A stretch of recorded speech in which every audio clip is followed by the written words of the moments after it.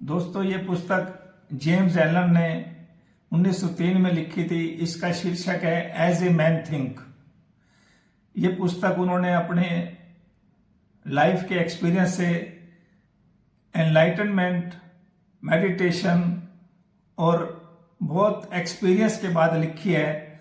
वो ये बताते हैं कि इस पुस्तक में आप अपने विचारों को बदलकर अपने दुखों को, अपनी पेन्स को प्लेयर में कैसे बदल सकते हैं।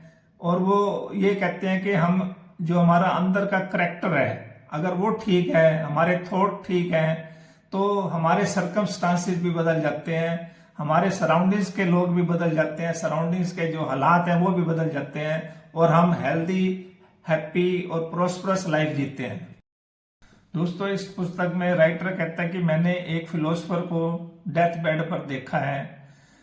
दोस्तों, उसकी उम्र तो ज्यादा है लेकिन मरने वाले की चेहरे पर कोई शिकन नहीं है। वो इतना खुश है, वो चेयरफुल है, क्योंकि उसने पूरी उम्र अपने आसपास के लोगों को खुशी दी है, उसने सभी का भला सोचा है।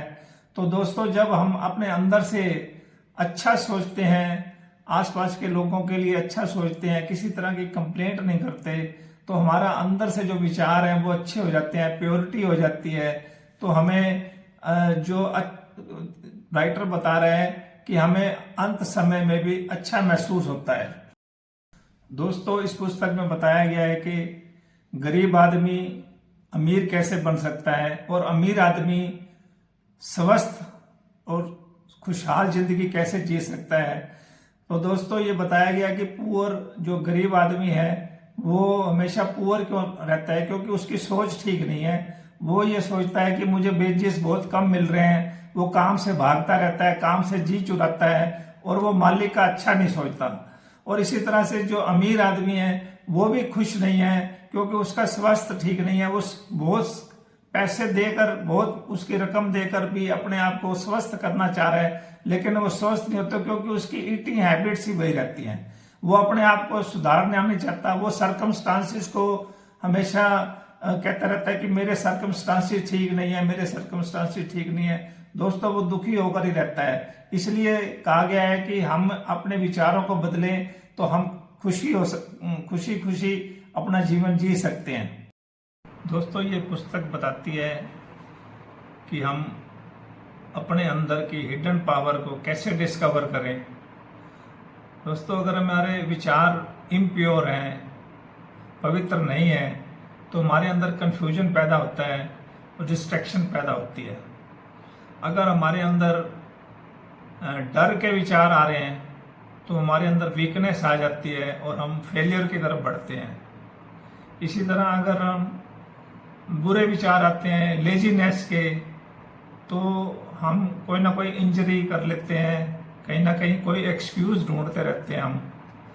और अगर हमारे अंदर हेट के, हमारे नफरत के विचार आते हैं तो हम दूसरों को एक्सक्यूज करने लगते हैं और वो भी हमारे लिए घातक सिद्ध होते हैं।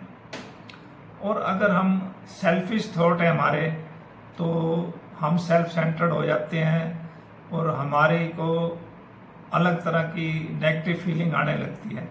लेकिन इसकी जगह पे अगर हम अच्छे विचार लाएं अपनी ज़िंदगी में, तो हमारी ज़िंदगी बदल सकती है।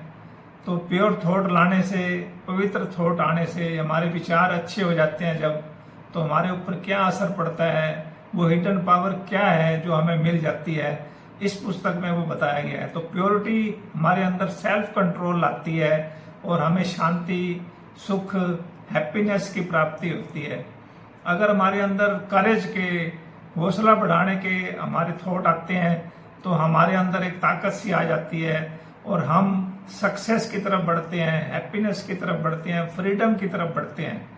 और अगर हमारे अंदर एनर्जी आ जाती है, एनर्जी के थॉट आते हैं, तो हम क्लीनलीनेस, साफ सफाई रखते हैं और हमारा आसपास का वातावरण प्लेजेंट हो जाता है। और अगर दोस्तों हमारे अंदर जेंटलनेस की भावना आ जाती है, दूसरों को माफ करने की भावना आ जाती है, जेंटल विचार आने लगते हैं, तो दोस्तों हम प्रोग्रेस करने लगते हैं और ये हमारी प्रोग्रेस का, परफेक्शन का, और हम अपने आप को प्रोटेक्ट कर लेते हैं। तो दोस्तों, माफ करना भी एक बहुत अच्छी कला है। और इसके बाद हमारे को बताया गया है कि अगर हमारे अंदर लविंग थॉट्स आ जाते हैं तो हमारे अंदर पॉजिटिवनेस आ जाता है, पावर आ जाती है और हम कुछ भी करने के काबिल बन। दोस्तों इस पुस्तक में कुल 7 चैप्टर हैं। तो पहला चैप्टर तो है थॉट और करैक्टर के बारे में, जो हमें बता रहा है कि जैसा हमारा बीज बोएंगे वैसे ही फसल हमें काटनी पड़ती है। तो हमारे अंदर करैक्टर के बीज अच्छे होने चाहिए। अगर हमने ऊपर जाना है तो हमारी चॉइस अच्छी होनी चाहिए। और दोस्तों ये हमारे विचारों का जोड़ ही है, एक चरित्र। जैसे हमारे विचार होते हैं हमारा वैसा ही चरित्र बनता है। तो इसलिए हमें राइट चॉइस रखनी चाहिए और राइट एप्लीकेशन करनी पड़ेगी विचारों की, तभी हमारा करैक्टर भी अच्छा बनता है। और दोस्तों अगर सर्कमस्टांसिस बदल जाते हैं, कुछ वहाँ गलत विचार आने लगते हैं, जैसे मान लो आपने बीज बोया और वहाँ खरपतवार वीड पैदा होगी, तो दोस्तों उस वीड को, गंदे विचारों को हमें निकाल देना है ताकि हमारे अंदर शुद्धि आए। और दोस्तों अपने जो विचार हैं, हमारे थॉट्स हैं, उसको हमने पर्पस के साथ जोड़ना है। तीसरे चैप्टर में बताया गया है कि लिंक करना है हमारे को थॉट का अपने पर्पस के साथ। अगर हम ऐसे ही एमलेस चलते रहेंगे तो हमारे को कुछ यहीं नहीं पहुंचेंगे। तो इसलिए अगर हम एमलेस नहीं है तो हमारी अंदर स्ट्रेंथ आ जाती है, पावर आ जाती है, ग्रोथ आ जाती है। तो दोस्तों पर्पस के साथ जीने से हमारे अंदर बिलीफ बढ़ता है, हम ज़्यादा प्रयत्न करते हैं, अपने एफर्ट को जोड़ते हैं और हमारे अंदर पेशेंस बढ़ता है, हम स्ट्रोंग हो जाते हैं और हम सक्सेस को प्राप्त करते हैं। इसलिए अगर हमारा कोई पर्पस अगर नहीं होगा तो हम वरीज में रहेंगे, फियर करते हैं, हमें डर लगा रहेगा, चिंता रहेगी और हमारे अंदर कमजोरी आ जाएगी और हम फेलियर की तरफ जाते हैं।